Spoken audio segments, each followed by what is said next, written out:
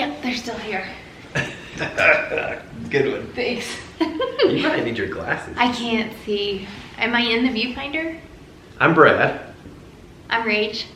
Good. I'm glad you can't see my underwear. The kids are in bed. We're going to be multitasking. It's Sunday night. We're a little bit behind. And we did laundry today. So we need to fold our laundry. And we want to talk to you. We're sort of falling into a laundry routine. I mean, we always do our sheets every Sunday. Does this look weird being behind? The kids call this the cat.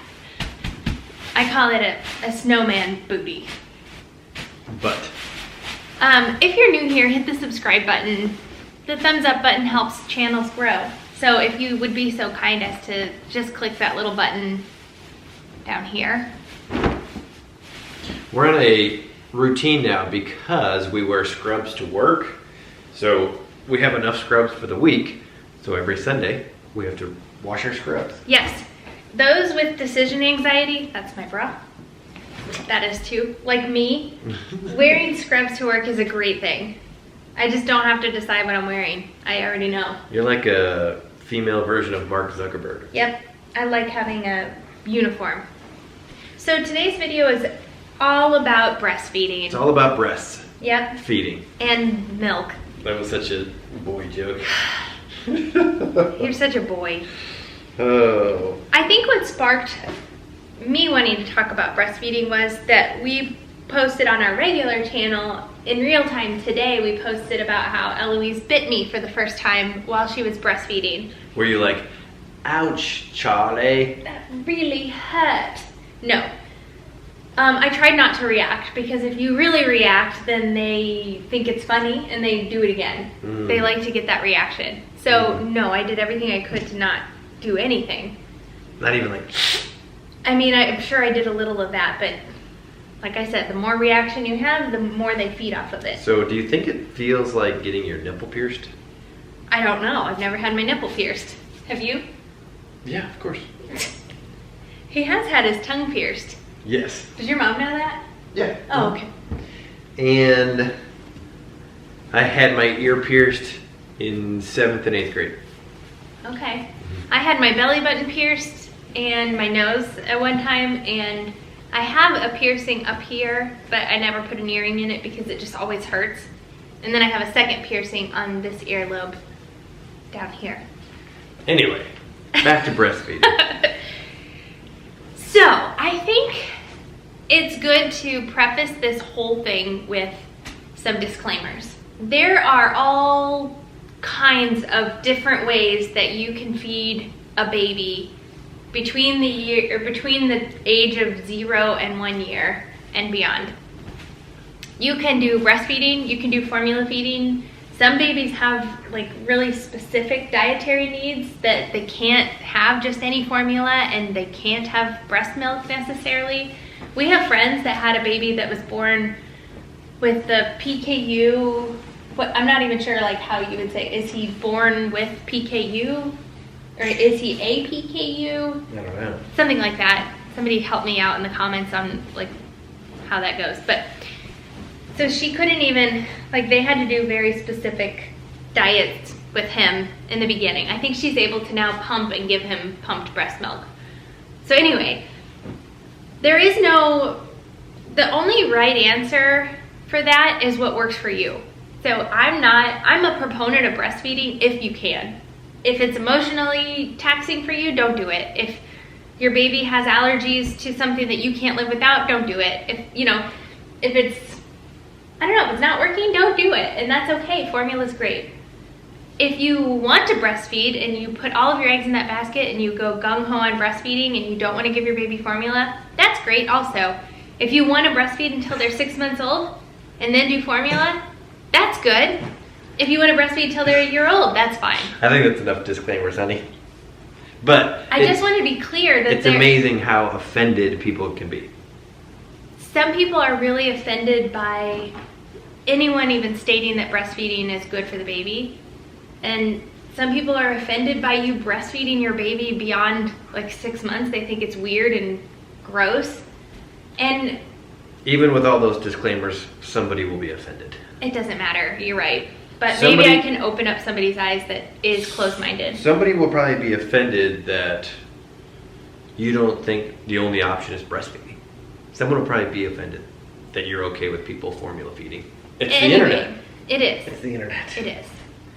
So I guess what like triggered this whole conversation is that on a regular channel, we talked about Eloise biting me, and there were several people that were like, how could you be so stupid? Obviously she's done breastfeeding.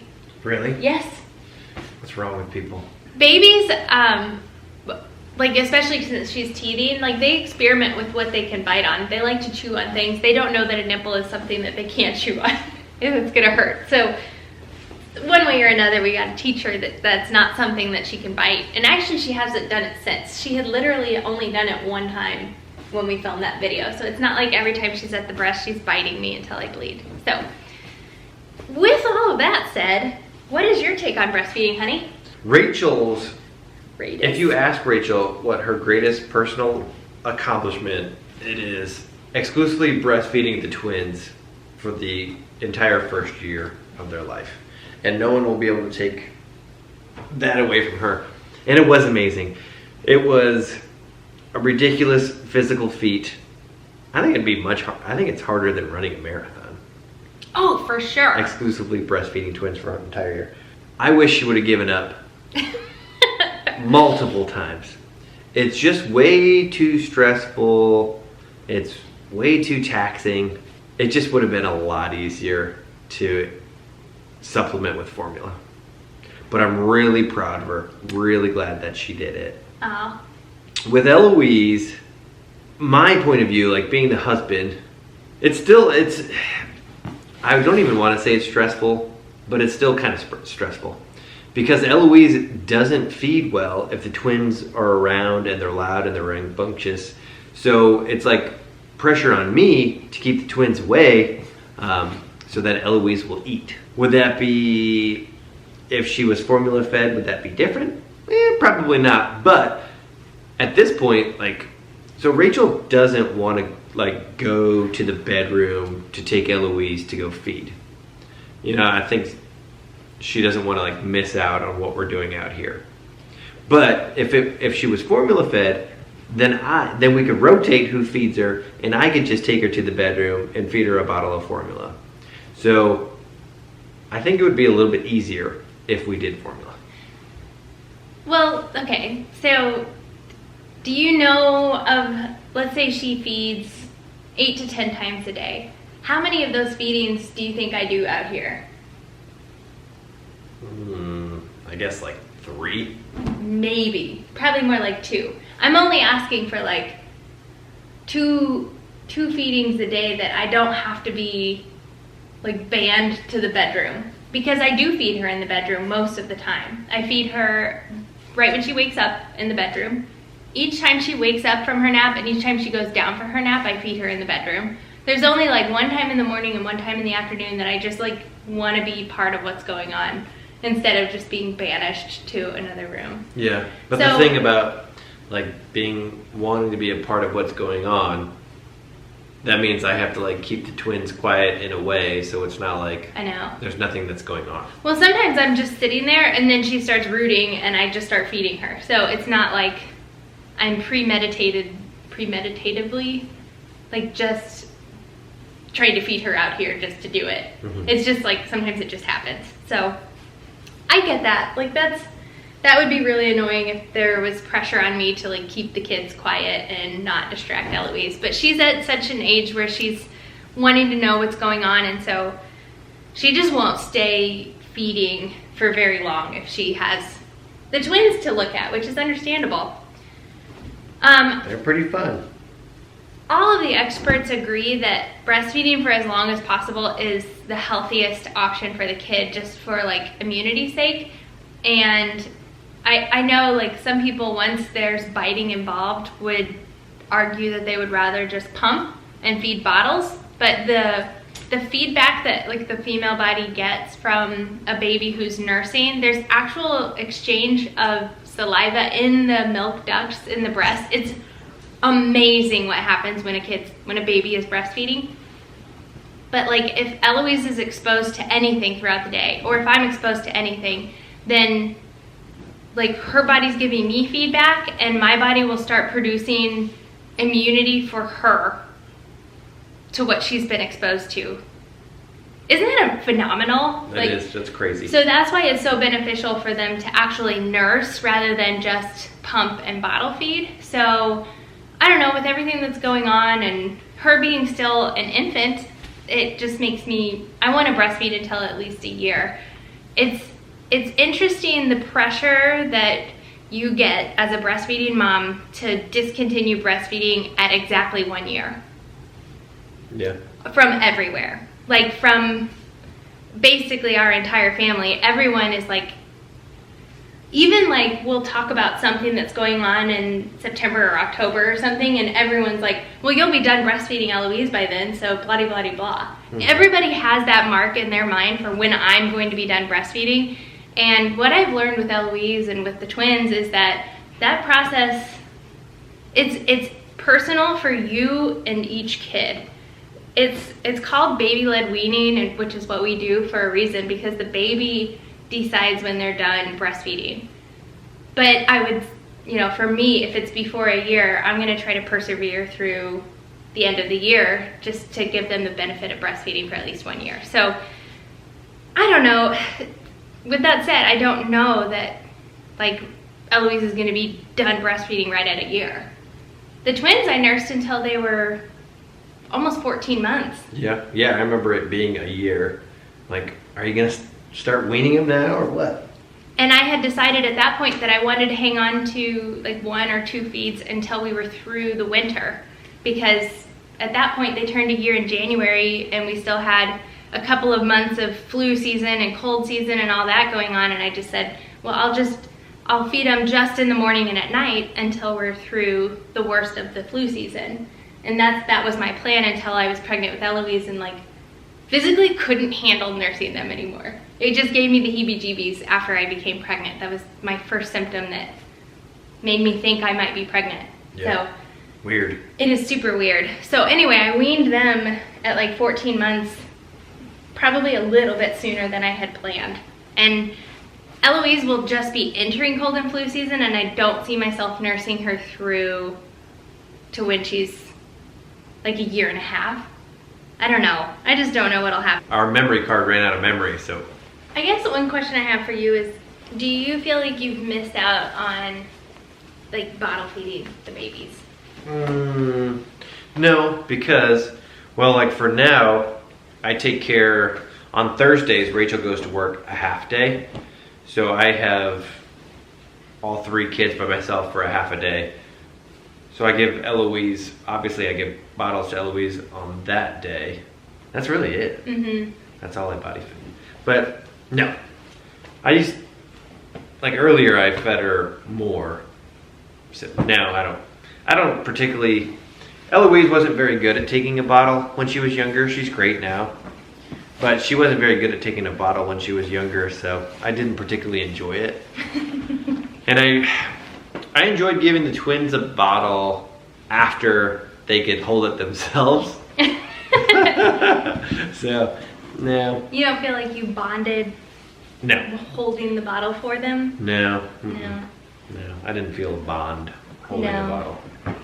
There's So- one other thing I was gonna ask. During one of these videos, I think I asked you if you were excited to get your body back or whatever. And that's something that, and like one of our subscribers said, like, Brad, that's disgusting. Like, you want your wife's body back or something like that. When Rachel's the one who has like multiple times, said, like in the past, talked about how she wanted her body back, and not like the looks of her like being a chiseled supermodel, but like the fact that she can eat whatever the heck she wants to, and it won't come through her breast milk, or stuff like that, or have a couple drinks. So me asking Rachel if she wants her body back, it's not like me. You want me to look a certain way? Yeah, me wanting her to like be more sexy, like work out. No, it's the total opposite of that. You want me to be?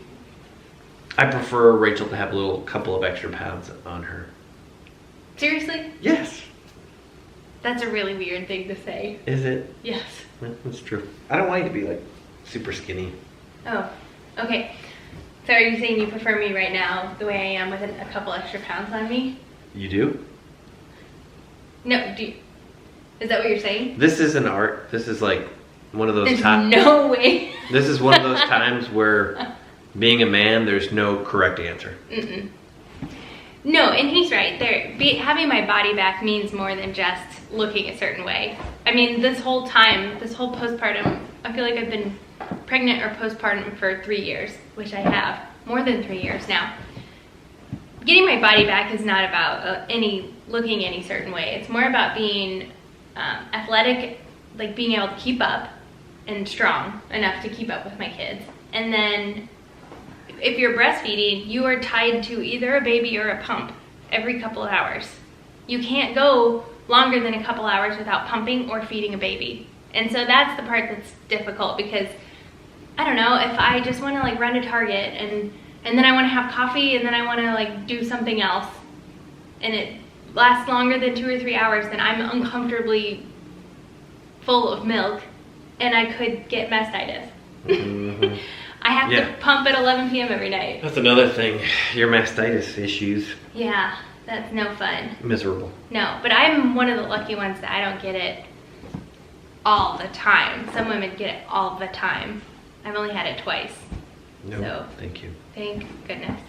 But yeah, breastfeeding is something that I always knew I wanted to do, and I'm really proud of the journey, the breastfeeding journey that I've had and continue to have. And I don't want to say that there's a definite end point, and that's that. All right. Well, hopefully you enjoyed this raw and honest conversation about breastfeeding. Yep. Drop a comment about your breastfeeding journey. Have grace. Oh. Hit the subscribe button, hit the like button. Have grace with us. A lot of the times, every single time we get in front of this camera, we are talking off the cuff. We're sometimes thinking out loud. We're having a conversation with each other. Not every single thing that we say is set in stone. You know, like we're just like having a real relationship conversation that you guys get to listen in on. So, I mean, don't beat either one of us up for anything that we say, especially like something like misinterpreted in the way that getting her body back was misinterpreted. All right. All right, see you next time.